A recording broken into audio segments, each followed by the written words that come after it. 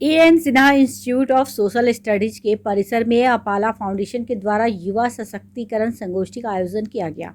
कार्यक्रम के उद्घाटनकर्ता श्री रविशंकर प्रसाद, सम्मानित अतिथि वरिष्ठ साहित्यकार डॉक्टर संजय पंकज, वरिष्ठ संगीतज्ञ पंडित अभिषेक मिश्रा तथा वरिष्ठ उद्यमी विकास कुमार ने दीप प्रज्वलित करते हुए कार्यक्रम का शुभारंभ किया। उपस्थित युवाओं को संबोधित करते हुए रविशंकर प्रसाद ने कहा कि युवाओं की सक्रिय भागीदारी से ही डिजिटल इंडिया का सपना साकार हुआ है।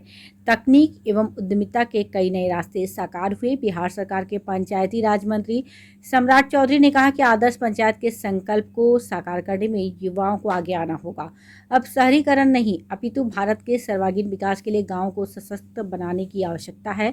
बिहार सरकार के गन्ना उद्योग मंत्री श्री प्रमोद कुमार ने कहा कि स्टार्टअप के माध्यम से युवा नई परिपाटी लिख रहे हैं। विभागीय स्तर पर ऐसे सभी प्रयासों को प्रोत्साहित करने के लिए हमने कई योजनाओं का सृजन किया है। वरिष्ठ उद्यमी विकास दमानिया ने कहा कि आज के समय में युवाओं के सामने असीम संभावनाएं हैं। युवाओं को अपनी शक्ति को पहचानने की जरूरत है। कार्यक्रम संयोजक शोनी तिवारी ने कहा कि इस कार्यक्रम का उद्देश्य युवाओं में उस पुनीत भावना का संचार करना है जिसने सदैव समाज को नई दिशा दिखाई है। हमारे सामने ऐसे कई आदर्श पुरुष हुए हैं जिनके जीवन से प्रेरणा लेते हुए हम समाज की बेहतरी में अपनी भागीदारी निभा सकते हैं। कार्यक्रम का संचालन कर रहे राजा रवि ने कहा कि भारत ही नहीं अपितु पूरे विश्व के निर्माण में युवाओं ने अपनी निर्णायक भूमिका निभाई है। भारत देश युवाओं का देश है और इस परिपाटी को सुदृढ़ करते हुए हमें हर एक गांव को सशक्त करने का संकल्प लेना चाहिए। गोष्ठी को अपाला फाउंडेशन के संस्थापक अध्यक्ष शशि सिंह, ओम प्रकाश भुवन सहित कई वरिष्ठ वक्ताओं ने संबोधित किया। नमस्ते। मुझे शशि जी और उनके साथ सोनी तुम आई थी ना? जी सर, मैं ये मुझे बार बार बुला रहे थे। हमने कहा ये बताओ कि कार्यक्रम क्या है तुम्हारा? उन्होंने कहा बच्चों को मोटिवेट करना है। उन्हें कैसे बच्चे आते हैं? तो कहे कि साधारण परिवार से आते हैं, गरीब परिवारों से आते हैं, लेकिन जिंदगी में कुछ करने की तमन्ना रखते हैं।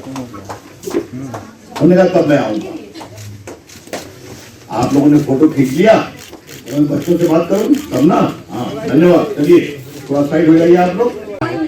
साहित्य से लेकर विभिन्न आप विशिष्ट क्षेत्रों में जाएं, सब जगह युवाओं ने अपने पराक्रम का परिचय दिया है। हम अतीत से वर्तमान तक आते हैं तो आज भी युवाओं पर भरोसा है क्योंकि युवा एक ऐसे वर्तमान है जिन्हें परंपरा की भी समृद्धि को बचाना है और आने वाले भविष्य को भी संवारना है। हमारे भारत के वे स्वर्णिम भविष्य ही नहीं, स्वर्णिम कल ही नहीं, भारत के ऐसे शौर्य हैं जिनके माध्यम से भारत विश्व गुरु फिर होने की ओर अग्रसर है। और आज संसार के किसी भी कोने में चले जाइए, अपनी मेधा, प्रतिभा, क्षमता, लगनशीलता, परिश्रम और भारतीय संस्कृति के ध्वजवाहक के रूप में वे अपनी यह अकेला देश है जिसके पास अटल बिहारी है?